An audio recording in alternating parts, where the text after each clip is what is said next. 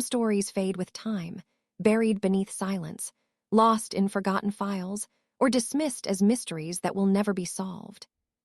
But behind every case is a voice that was never heard, a truth still waiting in the dark. This channel is dedicated to the victims, the unanswered questions, and the stories that refuse to disappear. Because somewhere, someone still knows what happened. Welcome to Cries, Unheard in the Darkness. On the morning of September 5th, 1982, the American heartland lost its sense of security. In West Des Moines, Iowa, a 12-year-old boy named Johnny Gosch stepped out into the pre-dawn darkness to complete his Sunday paper route. He wasn't alone. His small dog, Gretchen, trotted beside him.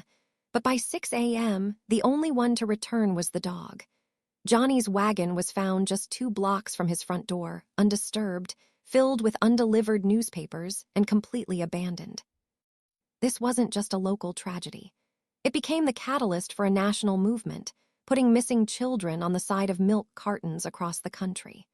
But as the years turned into decades, the search for Johnny morphed from a kidnapping case into a labyrinth of alleged underground syndicates, mysterious visitors, and a mother's relentless crusade against the system. Johnny was a creature of habit. Usually, he'd wake his father to help with the heavy Sunday bundles, but on this particular morning, he let his dad sleep. It was a small decision that would haunt the family forever. At the paper drop-off, witnesses saw Johnny doing his job. However, a fellow carrier named Mike noticed Johnny speaking with a man in a 2-toned blue car. Another neighbor, John Rossi, actually spoke to Johnny while the man was present. The stranger claimed to be lost and was asking for directions.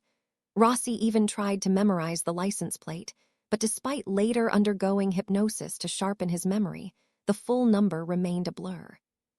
When the first missing paper complaints hit the Gosch household at 6 a.m., John Gosch went looking. He found the wagon immediately, but there was no sign of a struggle. The police reaction, however, was a devastating blow to the investigation. In 1982, a 72-hour rule existed. Authorities wouldn't officially look for a missing child for 3 days, assuming most were simply runaways.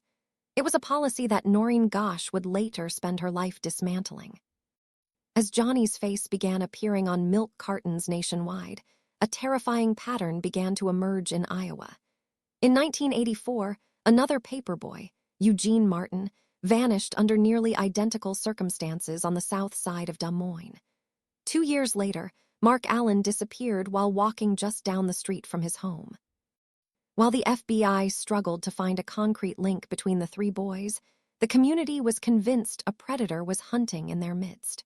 Rumors of a child trafficking ring began to circulate, fueled by the lack of physical evidence or ransom demands. The case took a dark, conspiratorial turn in 1989.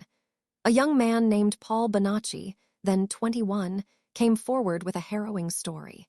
He claimed he hadn't just seen Johnny. He claimed he had been forced to help kidnap him as part of an elite trafficking operation. Most law enforcement officials viewed Bonacci as an opportunist or a fantasist, especially after his siblings testified that he was home on the day of the crime. But Noreen Gosch felt differently.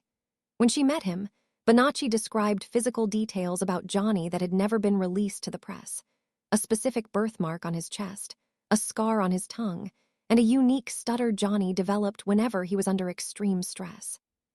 To Noreen, these weren't guesses. They were proof. However, the FBI remained skeptical, especially as Bonacci's claims grew more elaborate over time, eventually claiming in 2023 that he had maintained contact with Johnny well into adulthood. Perhaps the most famous and debated moment in this saga occurred in March 1997. Noreen claims she was awakened in the middle of the night by a knock at her apartment door. When she opened it, she stood face to face with a 27-year-old man she was certain was her son. According to her account, the man was accompanied by a silent minder. He allegedly unbuttoned his shirt to show her the chest birthmark. They spoke for over an hour, during which he revealed he was living under a false identity for his own protection, having escaped his captors years earlier. He never revealed his location, and he never came back. Johnny's father, John, who had divorced Noreen years earlier, publicly doubted the encounter. Was it a grieving mother's wish fulfillment, or a fleeting moment of truth from a man still living in the shadows? In 2006, the mystery deepened when 3 photos were left on Noreen's doorstep. One depicted 3 boys bound and gagged. Another showed a boy she swore was Johnny, bearing a visible mark on his shoulder. The investigation led all the way to Tampa, Florida.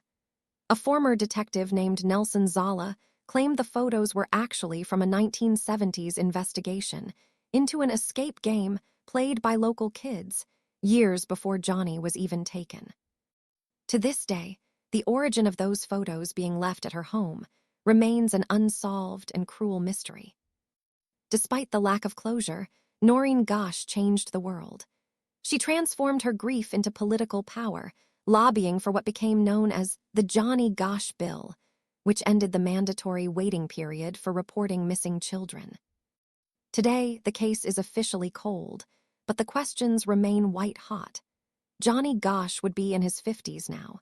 Whether he is a man living a secret life in fear or a child who never made it past that Sunday morning in 1982 remains one of America's great mysteries. We are left with the legacy of a boy on a milk carton and a mother who refused to let the world look away. If you have any information regarding the case of Johnny Gosch, please contact the West Des Moines Police Department. Thank you for listening to Cries, Unheard in the Darkness. If this story stayed with you, you're not alone. Subscribe, because the darkness always has more to say. Until next time, listen carefully,